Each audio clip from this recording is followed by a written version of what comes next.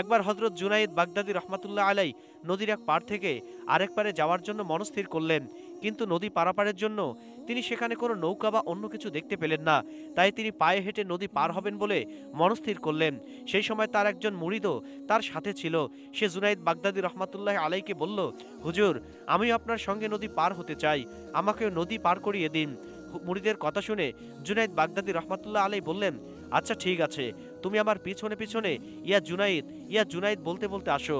সে ব্যক্তিটি তখন হযরত জুনাইদ বাগদাদী রহমাতুল্লাহ আলাইহির কথা মতো ইয়া জুনাইদ, ইয়া জুনাইদ বলতে বলতে পানির উপর দিয়ে চলতে লাগলো। আর হযরত জুনাইদ বাগদাদী রহমাতুল্লাহ আলাই ইয়া আল্লাহ বলতে বলতে পানির উপর দিয়ে হাঁটতে লাগলেন, যেমনটি মানুষ জমিনের উপর দিয়ে চলাচল করে। তারা দুজনে মিলে এভাবে নদীর উপর দিয়ে হেঁটে যাচ্ছিলেন। হঠাৎই সেখানে শয়তানের আগমন হলো। সে জুনাইদ বাগদাদী রহমাতুল্লাহ আলাইহির মুরিদকে কুপরামর্শ দেওয়ার জন্য মনস্থির করলো। শয়তান হযরত জুনাইদ বাগদাদী রহমাতুল্লাহ আলাইহির মুরিদকে বলল, হে জুনাইদের মুরিদ, তুমি কি দেখতে পাচ্ছ না জুনাইদ নিজে ইয়া আল্লাহ আল্লাহ বলছে, আর তোমাকে বলতে বলছে ইয়া জুনাইদ, ইয়া জুনাইদ। আল্লাহ যদি জুনাইদের কথা শুনে তাহলে তোমার কথা কেন শুনবে না? আল্লাহ যদি জুনাইদ বাগদাদীকে নদী পার করিয়ে দেওয়ার জন্য সাহায্য করতে পারে, তাহলে তোমাকে কেন আল্লাহ আল্লাহ বলার কারণে তিনি পার করিয়ে দেবেন না? তাহলে তুমি তাড়াতাড়ি নদী পার হতে পারবে। সেই ব্যক্তি তখন শয়তানের চক্রান্তে পড়ে ইয়া জুনাইদ বলার জায়গায় ইয়া আল্লাহ বলতে লাগলেন। যখন সে ব্যক্তিটি ইয়া আল্লাহ বলতে শুরু করলো, তখনই সে পানিতে ডুবিতে লাগলো। তখন ওই ব্যক্তিটি চিৎকার করে বলতে লাগলো, হে হযরত জুনাইদ, আমাকে সাহায্য করো।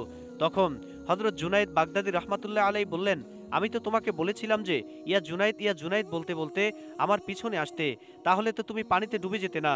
তখন সে ব্যক্তিটি মনে মনে ভাবতে লাগলো, প্রথমে আমি নদী পার হই, তারপরে আমি হযরত জুনাইদ বাগদাদী রহমাতুল্লাহ আলাইকে জিজ্ঞাসা করব যে আমি আল্লাহর নাম নিলাম, তাতে পানিতে ডুবে গেলাম, আর আপনার নাম নিলাম তো পানিতে চলাচল করতে লাগলাম, এটা কি করে হতে পারে? তারপর সে ব্যক্তিটি আবার ইয়া জুনাইদ বলতে শুরু করলো। অমনি সে পানির উপরে ভেসে উঠল এবং পানির উপর দিয়ে জুনাইদ বাগদাদী রহমাতুল্লাহ আলাইয়ের পিছনে পিছনে চলতে লাগলো। এভাবেই ইয়া জুনাইদ বলতে বলতে সে নদী পার হয়ে গেল। অতঃপর সে নদী পার হয়ে হযরত জুনাইদ বাগদাদী রহমাতুল্লাহ আলাইকে জিজ্ঞাসা করলো, হে হযরত, আপনি ইয়া আল্লাহ বলতে বলতে নদী পার হলেন, কিন্তু আমি ইয়া জুনাইদ বলতে বলতে নদী পার হলাম, এর কারণ কি? মুরিদের কথা শুনে হযরত জুনাইদ বাগদাদী রহমাতুল্লাহ আলাই বললেন, হে বৎস, প্রথমে তুমি জুনাইদ পর্যন্ত পৌঁছাও, তারপর আল্লাহ তাআলার কাছ পর্যন্ত পৌঁছবে। সুবহানাল্লাহি ওয়া বিহামদিহি।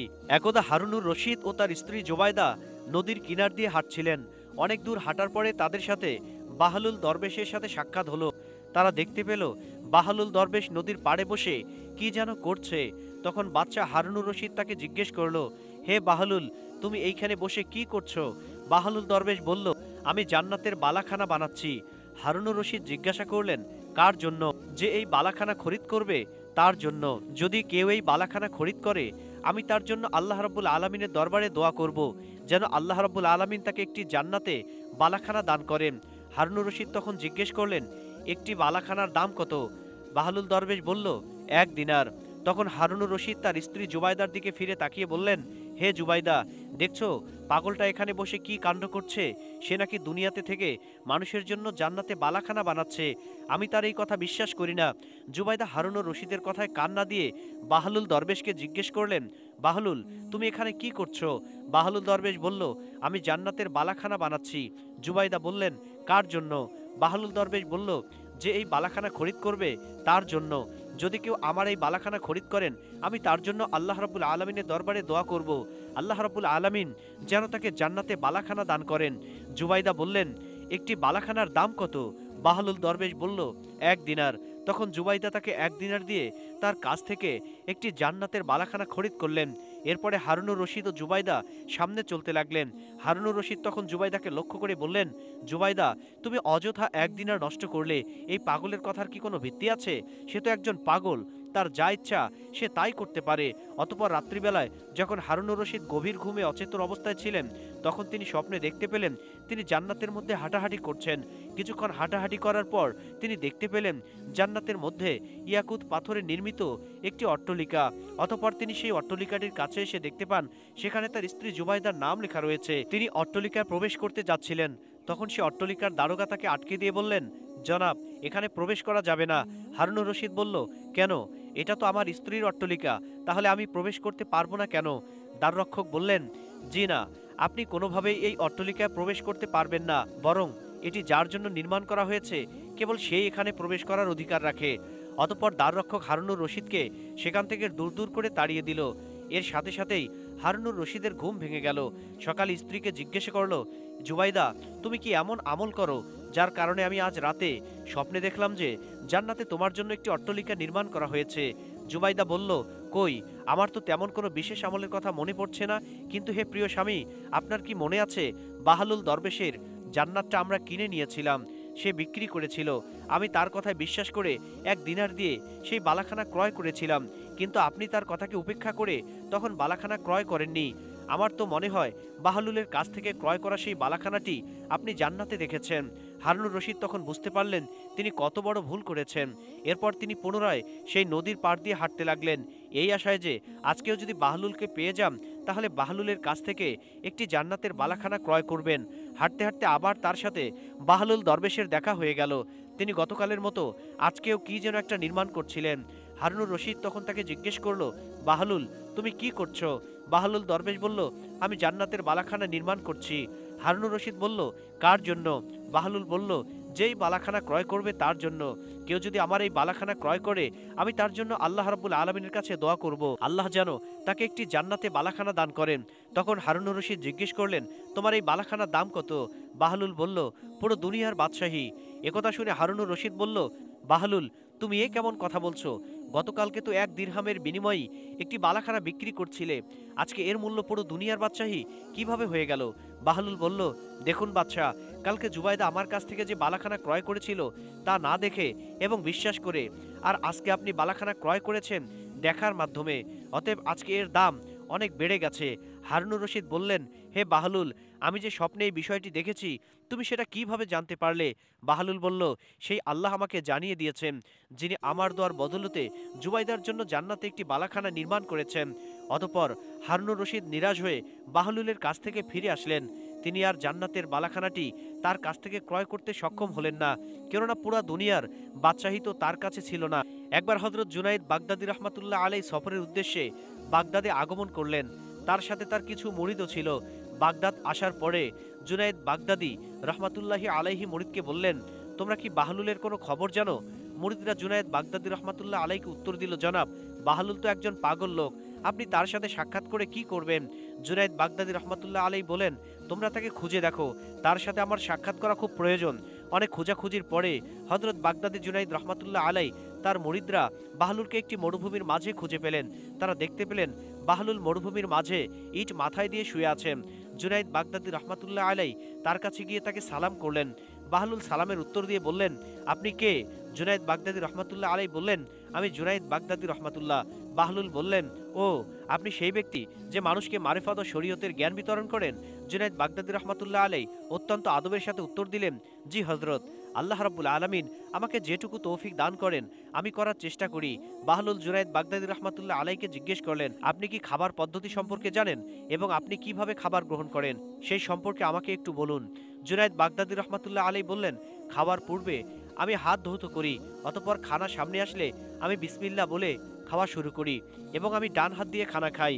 আমি ছোট ছোট লোকমা খাই এবং প্রতিটি লোকমা ভক্ষণের সময় আমি আল্লাহ রাব্বুল আলামিনকে স্মরণ করি। খাবার সময় আমি অন্যের খাবারের প্রতি লক্ষ্য করি না, আর খাবার শেষ হলে আমি আল্লাহ রাব্বুল আলামিনের শুকরিয়া আদায় করি। জুনাইদ বাগদাদী রহমাতুল্লাহি আলাইহির এই উত্তর শ্রবণ করার পরে বাহলুল উঠে দাঁড়িয়ে পড়ল এবং তিনি তাকে বললেন, হে জুনাইদ, তুমি তো মানুষের পীর ও মুর্শিদ হতে চাও, অথচ এখন পর্যন্ত তুমি জানো না কিভাবে খাবার গ্রহণ করতে হয়, তাহলে তুমি কিভাবে মানুষের পীর ও মুর্শিদ হবে? এরপরে বাহলুল তার কাছ থেকে মুখ ফিরিয়ে নিয়ে সামনের দিকে রওনা করলেন। তখন জুনাইদ বাগদাদী রহমাতুল্লাহি আলাইহির মুরিদরা তাকে বললেন, হযরত, এই লোক তো পাগল, সে যা ইচ্ছা তাই বলে যাচ্ছে। জুনাইদ বাগদাদী রহমাতুল্লাহ আলাই তাদেরকে উত্তর দিলেন, সে পাগল ঠিকই, কিন্তু সে অনেক আলেম ওলামা, অসংখ্য পীর বুজুর্গকে শিক্ষা দেওয়ার যোগ্যতা রাখে। অতএব চলো আমরা তার পিছনে গমন করি, তার কাছ থেকে শিক্ষা নেওয়ার মতো অনেক কিছুই রয়েছে। অতঃপর জুনাইদ বাগদাদী রহমাতুল্লাহি আলাই ও তার মুরিদরা দেখতে পেলেন বাহলুল একটি বিরাট ঘরের মধ্যে বসে রয়েছেন। তখন জুনাইদ বাগদাদী রহমাতুল্লাহ আলাই তার কাছে গিয়ে তাকে সালাম দিলেন।